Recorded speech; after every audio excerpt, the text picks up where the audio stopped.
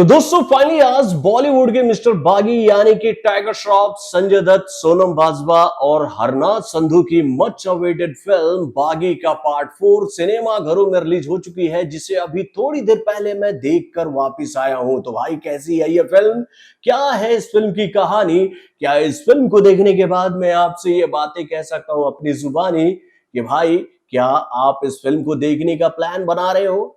तो भैया बस प्लान ही मत बनाओ भैया, सीधा इस फिल्म को देखने के लिए सिनेमा घरों में पहुंच जाओ। इस फिल्म के माध्यम से आपको एक जबरदस्त स्टोरी देखने को मिलेगी, जिसको देखकर आप ये बात कहोगे तो भैया हमने तो कल्पना ही नहीं की थी कि भैया बागी के पार्ट 4 का स्टोरी लाइन इतना पावरफुल, इतना जबरदस्त सस्पेंस और थ्रिल से भरा होगा, और उसमें भाई प्यार उमड़ उमड़ के आपको देखने को मिलेगा, और उसके साथ भी एक्शन जो है वो ब्रूटल लेवल का देखने को मिलेगा, और उसके साथ भैया डायलॉग्स तो भारी से भारी डायलॉग मेरे भाई। तो कैसी है ये फिल्म, चलिए समझने की कोशिश करते हैं इस फिल्म के रिएक्शन के माध्यम से। हेलो फ्रेंड्स, मैं हूं नरेंद्र और मैं आपका एक बार फिर से स्वागत करता हूं हमारे चैनल यानी कि वायरल न्यूज जंक्शन में। तो दोस्तों इससे पहले कि मैं आप लोगों के सामने बागी के पार्ट 4 के रिएक्शन करूं भैया, उससे पहले आप लोगों को एक बात तो बताना चाहूंगा कि भैया ये बात आप लोग जानती हो कि इस फिल्म के जो प्रोड्यूसर है ना, वही भाई इस फिल्म के राइटर है, यानी कि भैया साजिद नाडियाड वाले ने इस फिल्म के लिए जो कहानी लिखी है, इसके बारे में तो मैंने कल्पना भी नहीं की थी कि भैया उन्होंने इतनी बेहतरीन स्टोरी लाइन तैयार की है कि भैया जिसको जब आप देखने बैठोगे ना सिनेमा घरों में, तो भाई स्टार्ट टू एंड आपको कहीं पर ऐसा मौका ही नहीं मिलेगा कि आप अपनी कुर्सी को छोड़कर उठो और सोचो कि भैया जाकर बाहर में थोड़ा सा फ्रेश हो ले जाओ। मतलब कि भैया सिचुएशन कुछ ऐसा बना रहेगा इस फिल्म में कि भाई आप जब उठने की मन बना रहे होगे ना, तो आपको ऐसा लगेगा कि भाई अगर हम बाहर जाएंगे तो कोई सीक्वेंस हमसे ऐसा छूट ना जाए जिसको छूटने के बाद मुझे मायूसी हो कि भाई मैंने ये सीक्वेंस क्यों नहीं देखा। यार इतना सस्पेंस और इतना थ्रिल इस फिल्म में होगा मैंने सोचा नहीं था। बहुत ही बेहतरीन तरीके से इस फिल्म की कहानी को लिखा साजिद नाडियाड वाला ने, और उसकी उसी कहानी को भाई और भी बेहतरीन तरीके से इस फिल्म के डायरेक्टर यानी कि ए हर्षा ने भाई प्रेजेंट करके दिखाया मेरे भाई, इन सभी कलाकारों के बेहतरीन परफॉर्मेंस के माध्यम से। तो दोस्तों क्या है इस फिल्म की कहानी? तो दोस्तों आप तो ये बात जानती हो कि मैं अपने रिव्यू में कभी भी किसी फिल्म की कहानी को रिवील नहीं करता, और खास तौर पर भैया उन फिल्मों की कहानी को बिल्कुल रिवील नहीं करता जिसमें भैया सस्पेंस और थ्रिल जो है वो कूट कूट कर भरा हो। अगर मैंने भैया थोड़ा सा भी स्पॉइलर आपको दे दिया तो आप ये बात कहोगे ना हमसे कि भैया आपने तो हमारी फिल्म का पूरा मजा ही किरकिरा कर दिया, हम तो चाह रहे थे इस फिल्म को डायरेक्ट जाकर सिनेमा घरों में देखे। तो हम तो भैया बस आपको हिंट ही देंगे कि फिल्म की कहानी क्या है।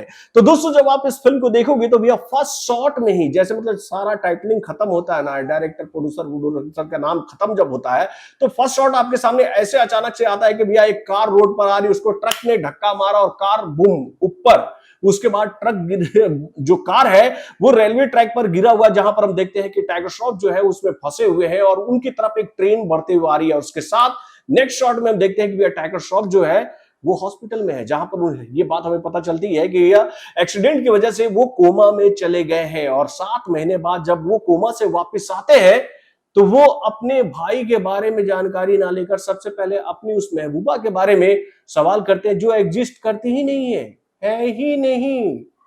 मतलब पूरी दुनिया उनको यह बात बता रही है कि जिस लड़की की तलाश में तुम हो वैसे कोई लड़की तुम्हारे लाइफ में है नहीं, लेकिन टाइगर श्रॉफ को ऐसा लगता है कि भाई जिस लड़की की वो तलाश कर रहे वो लड़की है।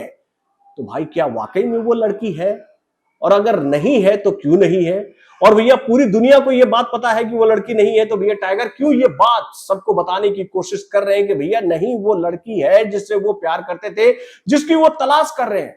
तो भाई इसी सस्पेंस के साथ इस फिल्म की कहानी शुरू होती है, और भाई इस दौरान आपको ऐसे कई सारे सीक्वेंसेस हमें देखने को मिलते हैं जहां पर हमें ये बात पता चलता है कि भाई ये जो थॉट जो टाइगर श्रॉफ के दिमाग में आ रहा है वो बस उनके दिमाग का एक वहम है, या फिर कहे वो ख्यालों की दुनिया में जी रहे हैं कि वो एक ऐसी लड़की से प्यार करते थे जो कि अब वो उनसे जुदा हो चुकी है, यानी कि वो मर चुकी है।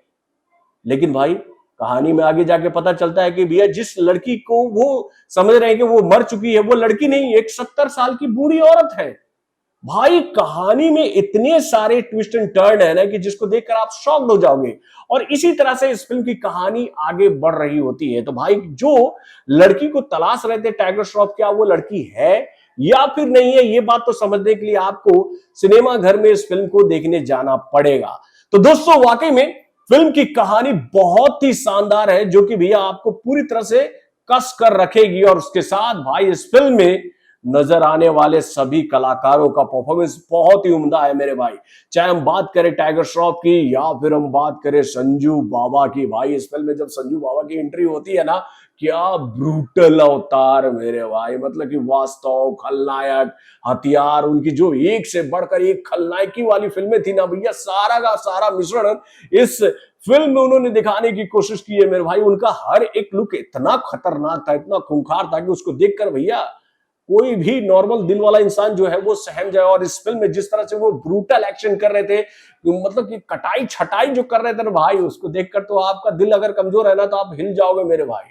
जब आपके सामने इतना भयानक विलेन होगा तो ये बात तो आप सोचोगे ना कि भैया हीरो को भी दमदार होना पड़ेगा। और भाई वाकई में टाइगर श्रॉफ ने जिस तरह से संजय दत्त का सामना किया है इस फिल्म में, जो परफॉर्मेंस किया है, जो एक्शन दिखाया है, वो भी काफी ब्रूटल है मेरे भाई। यानी कि भैया एक्शन में भी धमाकेदार नजर आए हैं टाइगर श्रॉफ। और उसके साथ भैया रोमांस वाले सीक्वेंस में भी उनका किरदार बहुत ही उम्दा नजर आया है, हरनाथ संधू के साथ भी और सोनम बाजवा के साथ भी। यानी कि भैया इन दोनों फीमेल एक्ट्रेसेस ने भैया बहुत ही शानदार काम किया है, बहुत ही जानदार। और खास तौर पर तो मैं ये बात कहना चाहूंगा हरनाथ संधू के लिए कि वो ये वाली जो फिल्म है उनकी डेब्यू मूवी है मेरे भाई। और अपने पहले मूवी में भी उन्होंने जिस तरह का परफॉर्मेंस किया उसको देखकर हम ये बात कह सकते हैं कि उनका फ्यूचर जो है वो आने वाले वक्त में काफी ब्राइट है।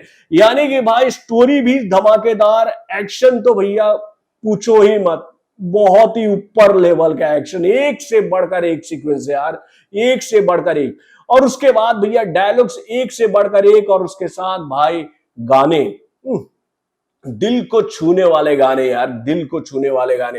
तो दोस्तों वाकई में फिल्म को बहुत ही बेहतरीन तरीके से बनाया गया है, जो कि भैया आपका फुल ऑन इंटरटेनमेंट करेगी सिनेमा घरों में।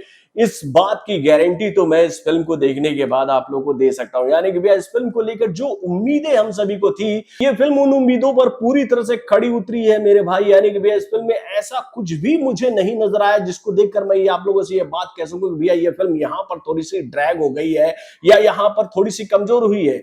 यानी कि भाई फिल्म के फर्स्ट हाफ में हम लोग ये बात देख रहे हैं कि भैया उनका वो प्लॉट चल रहा होता है बागी के पार्ट 4 का, कि भाई आखिर में वो लड़की थी कौन जिसे टाइगर श्रॉफ बोल रहे हैं कि वो उनसे प्यार करते थे।